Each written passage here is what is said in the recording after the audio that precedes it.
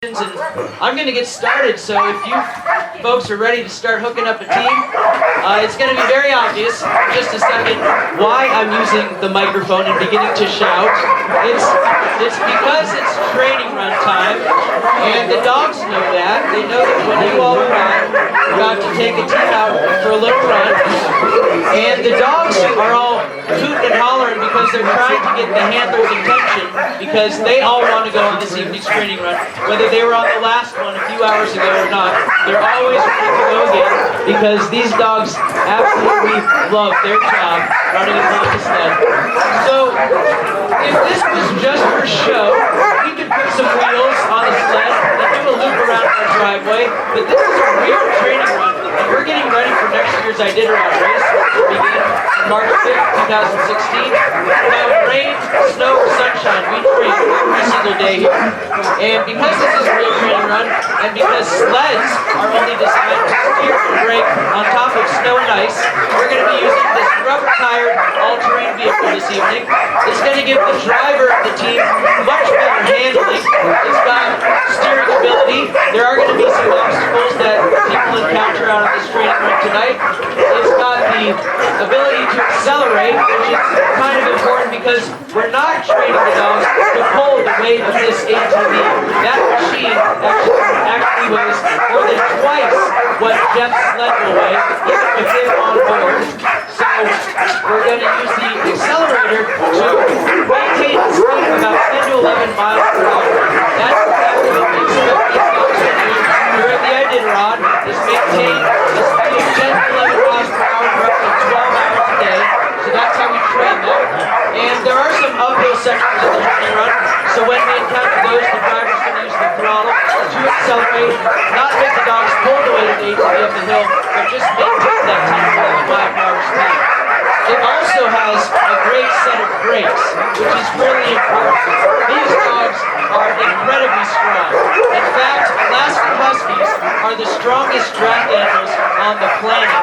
Pound for pound, these dogs are stronger than horses and stronger than oxen.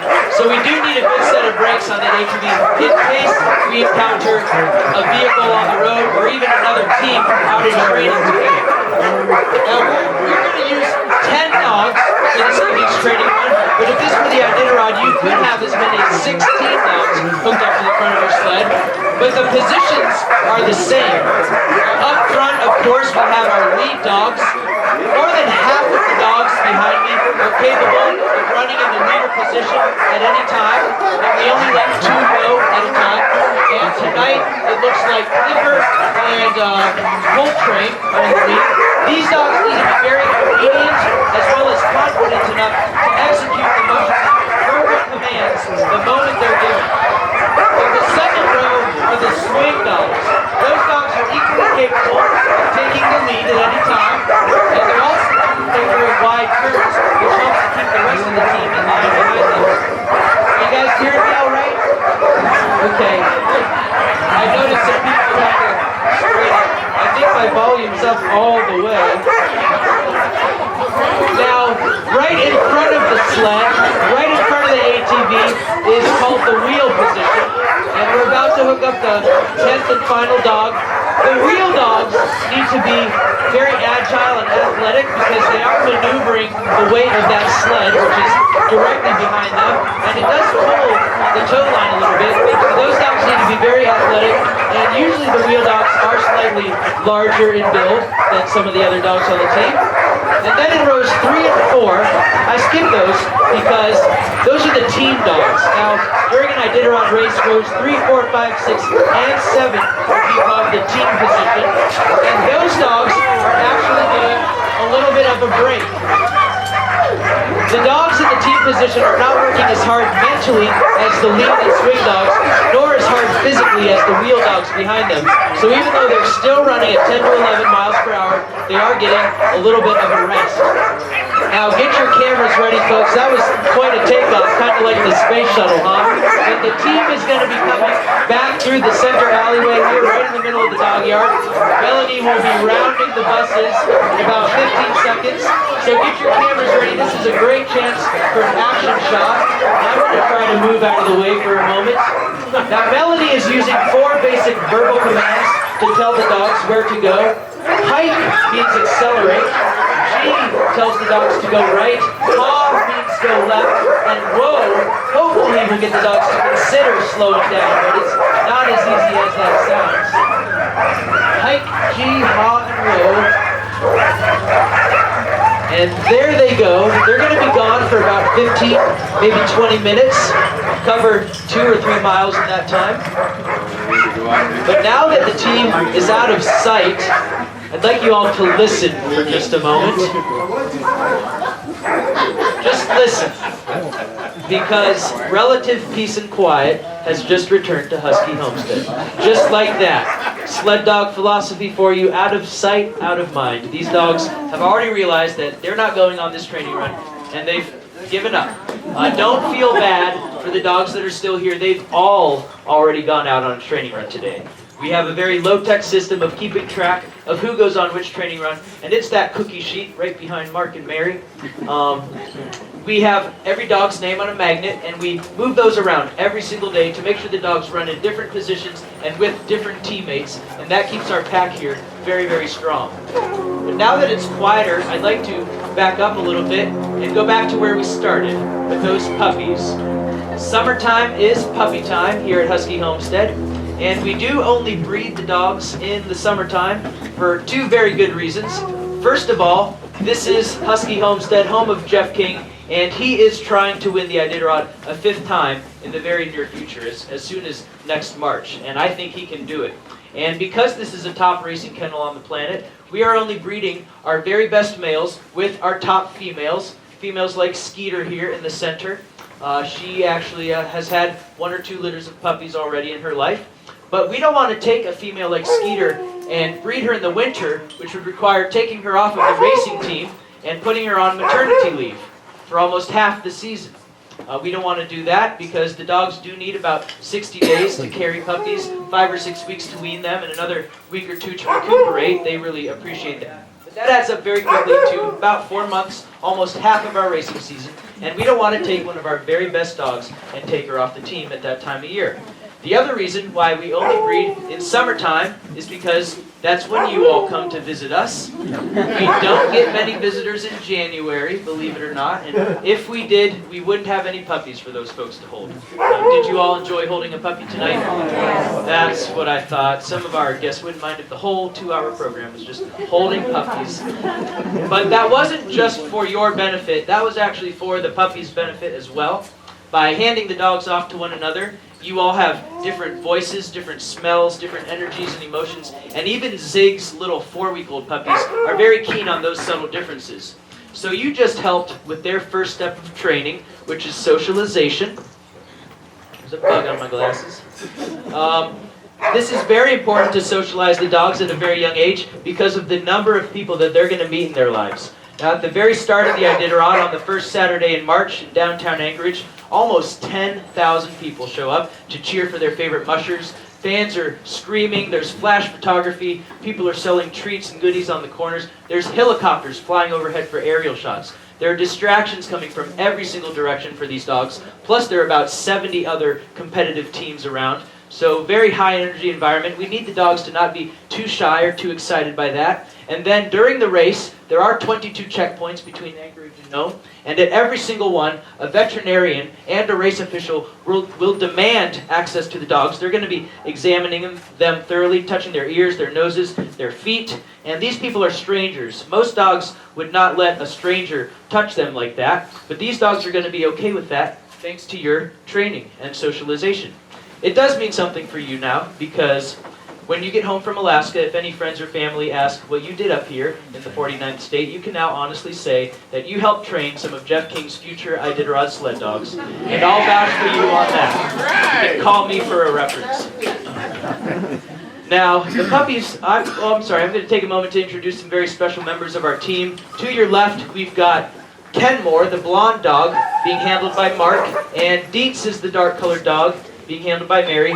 These dogs are going to come through the audience. You're welcome to pet these guys. Feel free if you want to. Otherwise, just keep your hands to yourself. They're very good at moving on and finding the loving elsewhere. We do ask that you not manipulate the dogs in any way for a better photo, such as grabbing their collar or moving their head around. They could get excited, jump up, and even a slight bump on the mouth could hurt a lot because these dogs are so strong. No kissing on the first date at Husky Homestead, please. Now, Kenmore in the front row is a very young dog. He's only 2 years old. He hasn't been on Jeff's Iditarod race team yet, but there's an extremely good chance he will be next spring. And he's doing fantastic, and he loves meeting people. Dietz in the top row is actually retired. He's 13 years old. I know he doesn't look a day over 10 years, but he's 13. He was still on Jeff's Iditarod team at age 8, winning other races like the Kuskokwim 300 at age 9. And for the past 4 years, he's been in charge of training the younger dogs here. In fact, he's helped train every single dog you see behind me. And for the last year or two, he's been our official greeter. And he thinks you came here tonight just to meet him. So make sure you give Dee some extra special attention. Now, the puppies that you were holding earlier, they actually don't have names yet. We're going to get to that very soon. And we do have 5 or 6 litters of puppies every summer. And the puppy litters range in size from 1 to 13 dogs. 13 puppies from one litter is our record here at Husky Homestead. Zig's 11 definitely came in 2nd or 3rd place. And we've also had litter of 1 a few times. Now, when we have a litter of 1 puppy, they're pretty easy to name. We don't get too creative with that. Many years ago, we had a litter of 1, and we named that puppy Uno. A couple years later, we had another litter of 1, and we named that puppy Solo. And last summer, there was a litter of 1, we named that puppy Lucky, because he got all Mom's love and attention. But when we have the larger litters, that's when naming gets tricky. And actually, Jeff has no part in this process. Jeff's 3 daughters, he does have 3 full-grown daughters, they decided at a young age, many years ago, that that was their department, naming all the puppies here. But they quickly realized that with 30 or 40 dogs being born every summer, they had quite a job ahead of them. So what they decided to do is pick a theme for every litter, and then name all the puppies in the litter according to the theme. Now, when the girls were small, we had lots of cartoon characters and storybook characters running around the yard. We had a Winnie the Pooh litter, Piglet, Kanga, Tigger, and Roo, but no poo in that litter. You got it. We had a litter of 2 that they named Chip and Dale. Chip was a boy, Dale was the female. Dale had a litter of puppies that were also a litter of 2. They were named Curious and George. So lots of cute names. There was a Lion King theme, lots of Disney movie themes. But as the girls grew up, the themes did mature a little bit. And we once had a litter of 3 that they named after their favorite breakfast meats, bacon, ham, and sausage. Ham was on Jeff's winning 1993 Iditarod team. A little later in life, Jeff's middle daughter became a vegetarian, and she named a litter of 3 tofu, hummus, and sprout. And then one day, we had the perfect size litter that the girls had been waiting a long time for, a litter of 3 boys and 3 girls, which they named after their favorite TV show characters, Joey, Ross, Chandler, Monica, Phoebe, and Rachel. Friends. Everybody always thinks it's going to be the Brady Bunch, but it's Friends. That was the girls' favorite show. They've got the whole collection on DVD. Well, that's when Jeff put his foot down and said, if you girls are naming dogs after your favorite TV show, I'm going to do the same. And before long, we had Radar, Trapper, Klinger, Hawkeye, and Hot Lips from MASH. Well, Jeff's plan did backfire a little bit because the dog from that litter that grew into the most outstanding leader was, of course, Hot Lips. So, for many years, Jeff was seen, this is a true story, racing down the Iditarod Trail into the checkpoints, yelling commands to his lead dog, such as, "Gee, Hot Lips! Whoa, Hot Lips!" All the other mushers within earshot had a laugh about that. They said, "Jeff, seriously, what were you thinking?" His daughters didn't take a lot of input from Dad for a year or 2. So he did learn his lesson, and Jeff has only named 1 litter of puppies since then. We've got 4 boys, and some of them are on the training run, but these are named after some rock stars. We've got Crosby, Stills, Nash, and Young here. Jeff chosen, but staff, daughter, and usually guest approved. This is Bailey. Bailey and his brother Barnum are the circus brothers. Chanel here is a young dog. She's only 2. She's from our designer's litter. Her litter mates are Gucci, Prada, Kors, and Coach. Kroner's out on the training run. She's from the foreign currencies litter. Guilder, Euro, Peso, and Ruble are his litter mates. And Burglar gets a little strange around Kenmore for some reason. They're not the best of friends. And, of course, Burglar fits this description. He's in the crimes and misdemeanors litter. That's his brother Suspect. Menace is over there in the greenhouse. We've also got Felon, Treason, Con Man, and Miss D, short for misdemeanor. 1 female in the litter. So we have a lot of fun naming the dogs, and it helps us keep track of who's related to who. Now, the puppies that you were holding today are going to stay in that big playpen. As soon as Zigs are weaned from mom, they'll join the other 6, and they're going to stay there until they're 4 to 6 months old. That's when they undergo their first rite of passage into becoming an adult dog here, and that's to get their own house. Every dog right now is being fed at the same time from one community food dish. We encourage competitive eating to get dogs that are fast, eager eaters when they're adults, which is a very important trait for a sled dog to have, because we race in wintertime when it's 40 or 50 below zero, and if the dogs don't eat their food in about 10 minutes, they do lose their chance. Jeff takes it away because digesting cold, frozen food is going to burn a lot more calories than a nice warm meal that we prepare for them. So we do encourage fast, eager eating from a very young age. And when the dogs get their own house, they also get their own food dish and water bowl, which they really appreciate. The older dogs love to have a puppy next door to play with, and the puppies learn a lot from having a veteran neighbor. The behavior and etiquette of the dog yard here really does rub off very well on the young dogs. The second rite of passage for the young dogs will be going on their first training run. We're going to do that when they're 6 to 8 months old. Now, we did have a little bit of a lightning bolt start here at tonight's training run, but usually it's a very, very smooth departure and a very smooth arrival, as you'll see in about 5 or 10 minutes when Melanie gets back. But hooking up a team of puppies for the first time is anything but. It's actually very chaotic.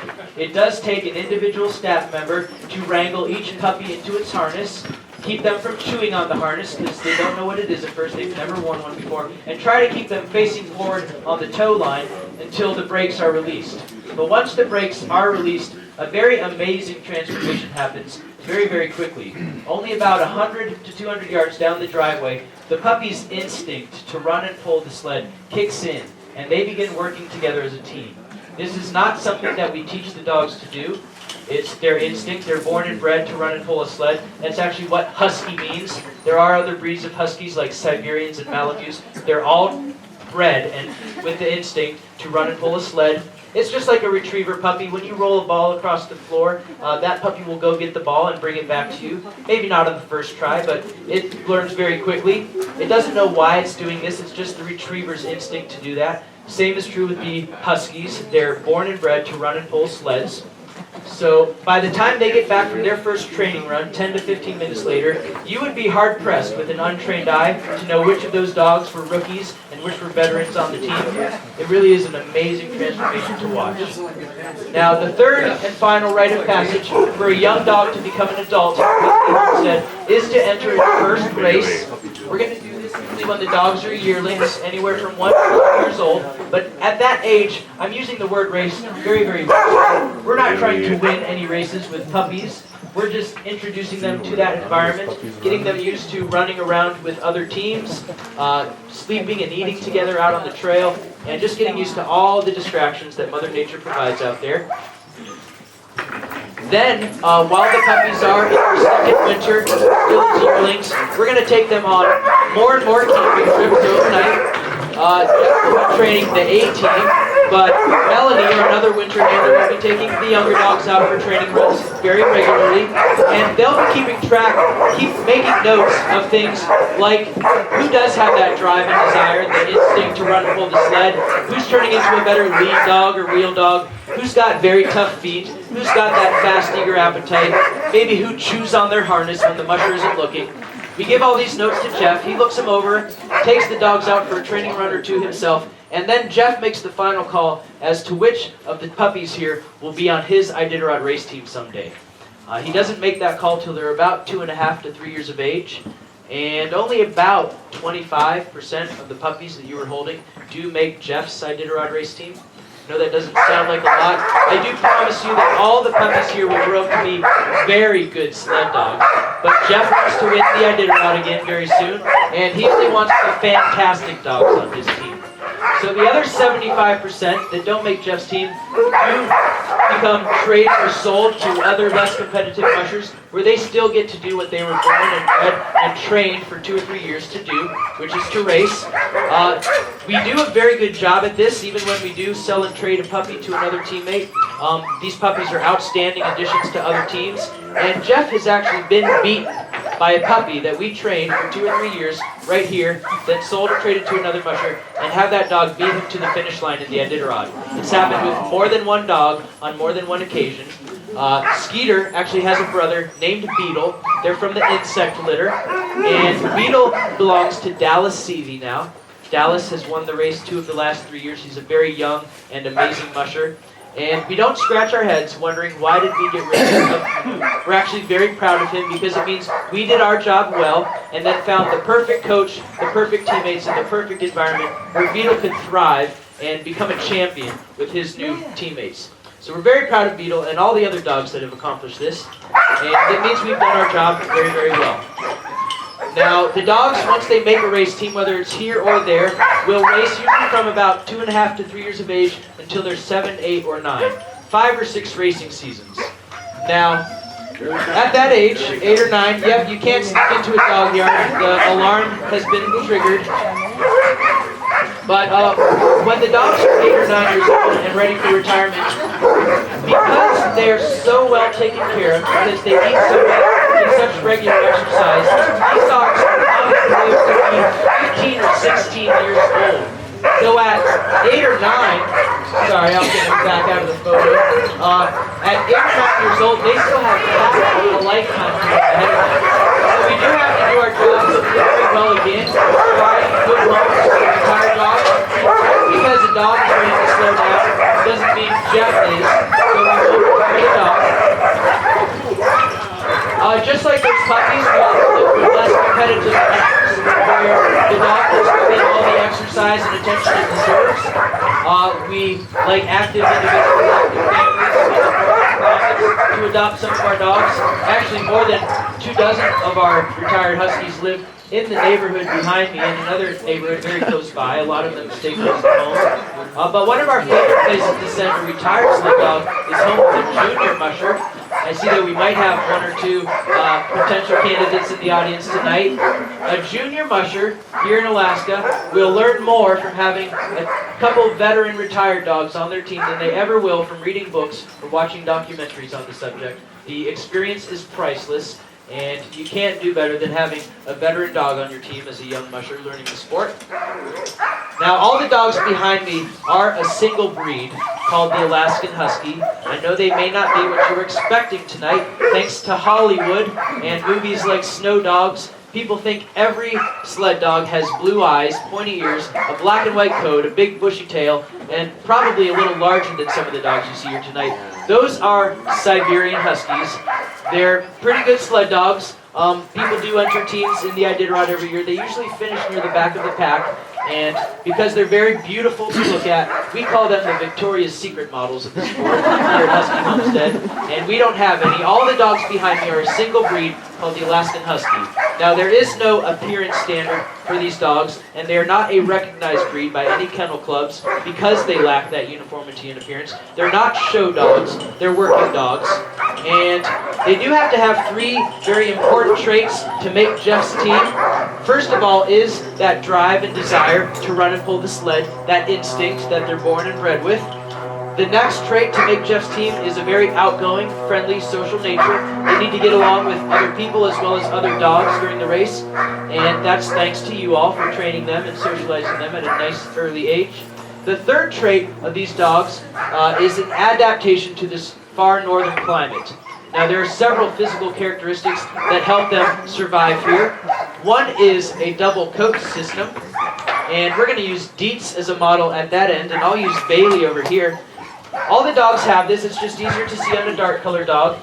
They have an outer layer of coarse, oily guard hairs, which repel rain and snow, just like the Gore-Tex jackets a lot of you have on. These are the guard hairs.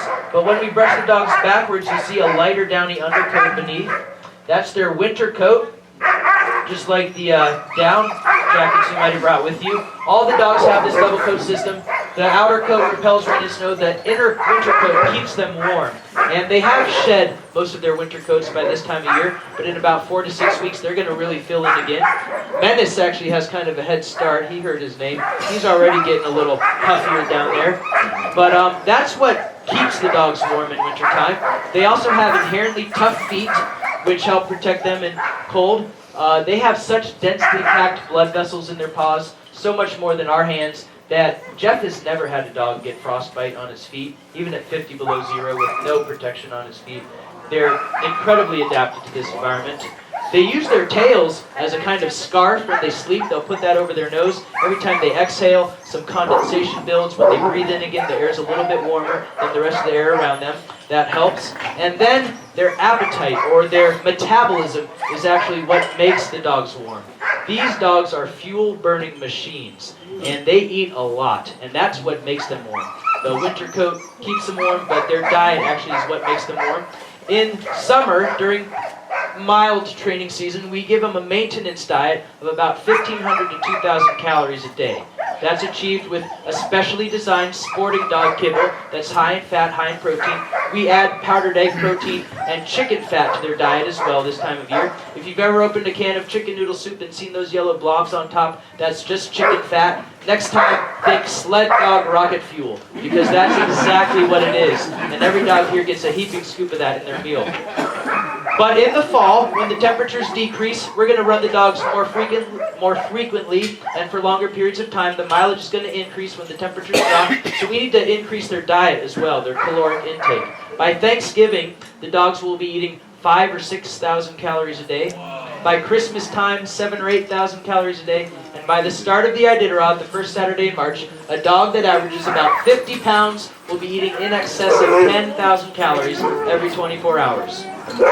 We get to that high calorie intake by adding a lot of meat protein to the dogs' diets. They don't digest plant proteins very well, so we add things like chicken, poultry, beef, lamb, and salmon. We literally have a dump truck deliver a whole truck's load worth of salmon here in about 4 weeks from now. And the dogs actually eat better than the mushers do out on the trails, eating lamb and salmon. That's how we get up to 10,000 calories. And the dogs do eat several times a day in the wintertime. And that's what makes them warm, that very high calorie diet. Now, the dogs are tethered, and I'd want to address that because it's not for any other thing except for our breeding program. We could put the dogs all in one pen, but we'd have 1,000 puppies by the end of the summer if we did that, because the dogs are not nearly as picky about who they date as we need them to be, and that is why they're tethered. The dogs are close enough that they can make friendly contact with one another. They just cannot breed when no one's watching, and we do let them off their tethers pretty frequently. They get plenty of chances to go for jogs or walks in the woods, and the ATV run is their main form of exercise in the summer. We do have about 40% females here, 60% males. That's about average. It does vary little by little, season to season. And about half of the dogs are spayed or neutered. That is a program we believe in as well. But we usually wait till the dogs are 5 or 6 years old before we make that decision, because we want to make sure they have all the characteristics and traits that we want to pass on to the next generation. And some of the dogs actually peak in performance once they're neutered, especially the boys. It doesn't affect their performance negatively at all. It actually makes some of them better competitors because they can concentrate a little bit more on the race instead of their lady friends. Now, when it comes to choosing boys and girls for the race team, Jeff does not flip a coin. He actually chooses the male versus the female every time. And he needs to have a good reason for that, because he's got 3 daughters, and he does. He can absolutely positively guarantee that Kroner versus Chanel here will never come into heat during the race. But Chanel just might, and that creates a huge distraction for the rest of the team. Now, Jeff had an experience with this back in 1996. He had 2 leaders named Cannon and Jake. Cannon was a female from our camera litter. Nikon, Fuji, Pentax, and Kodak were her litter mates. And Jake was the Joe Montana of the team, very big, strong male. And When Cannon came into heat, Jake quickly became the Don Juan of the team, and Jake had a little bit of a problem on his hands out on the trail. Now he tried to solve this by putting Cannon in the lead and letting Jake and the rest of the boys chase her, hoping to set a new record at the finish line. It did work for a minute or two, but quickly Cannon began turning around to flirt with Jake and the rest of the boys, and Jeff was going nowhere fast. So at the next checkpoint, he sent Cannon home a little bit early, and Melanie's going to describe that process once we're inside in just a minute or two. And back to how the dogs get other forms of exercise. As you can see to your right, Tim is doing a very good job with some puppies in our giant hamster wheel over there. That lets the dogs actually exercise whenever they want. The puppies are still kind of getting used to it. But some of them like it so much that we actually have to put a brake on that wheel at night time, so they're not running without supervision. But we realized that some of the adult dogs still love to run in the giant hamster wheel, so we built a bigger version to your left. This is Suspect, Burglar's brother. Suspect is pretty much obsessed with this wheel, as you're about to see.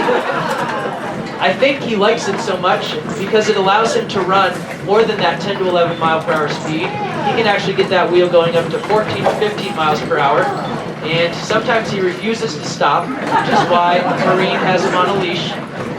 Our goal is to get a whole couple dozen of these built in the next year or two so that we can run this place on doggy power alone. But that's our next project. After Suspect leaves the wheel this third time, let's give him a round of applause. And he usually stops at or very close to the fire hydrant for this grand finale. But that is going to conclude the first half of our program outdoors. So I now invite you all to stand and come enter the building down at this end through the double doors.